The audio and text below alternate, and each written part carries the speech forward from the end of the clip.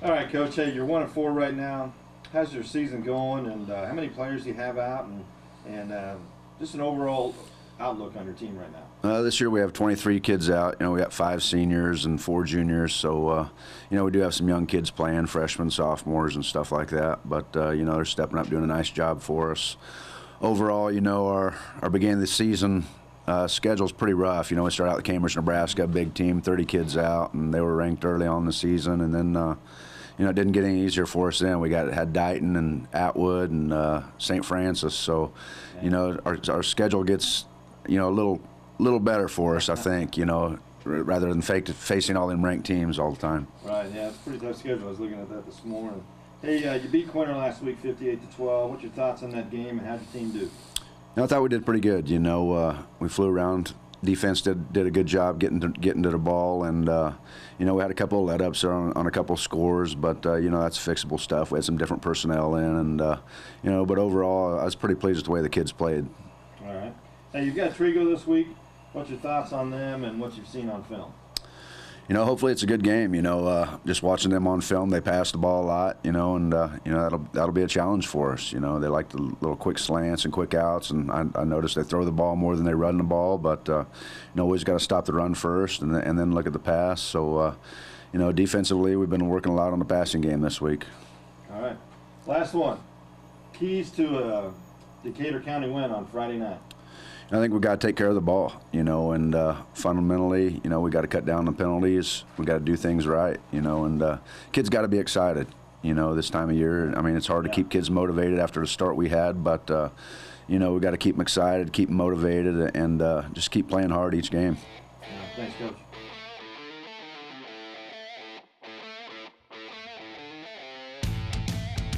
Hey, last week's game, you lost to Hill City. What's your thoughts on that game, and how did your team perform to you?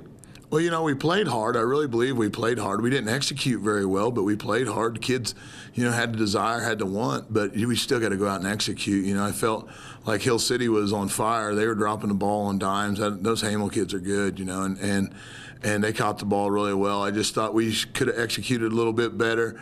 Not trying to take anything away from Hill City. I just think that when push comes to shove, we've got to be able to execute when in situations where if we catch the ball several times, we're getting first downs. We don't get holding calls. We're getting first downs. And then we gave up the pass. We just gave up so many yards in the air to Hill City the other night, and we got to correct all those things. And I felt like the effort was there. It's just the execution has to be there also. Okay. Hey, you're 2-3 right now.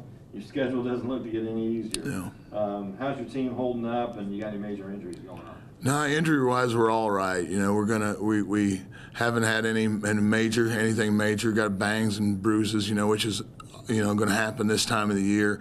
But mentally, I think they're pretty good. They still come to work, and they're still trying to, get better every day and focus pretty good when we're at practice. JV's playing really well right now, and so I know their focus is there, and scout team seems to be performing, so I'm happy with all that. And you're right, the schedule's going to get brutal for us here, in the next few weeks, and we have to come to work every day to get better. Otherwise, it's going to be a short season, and we want to make it a long one.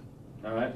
You've got Decatur County this week. They're 1-4 right now. Your thoughts on them, and what have you seen on film? On film, they're a lot better than 1-4. They've had that brutal schedule a little bit to begin with, and I know that Coach Dreher does a great job with them, and their kids play really hard. He's young. He's got some young kids that are playing in some key spots for him, and I know that. But the thing is, but those kids play hard also. Those kids are playing hard every game. I've watched them on film, and no, they're getting better also. So I really think it's going to be a great game. It's a challenge for our kids. It's at home, which is always nice to get a home game, but Oberlin's going to give us some different looks and some different sets that we haven't seen, and it's hard to simulate their offense in practice. It's impossible.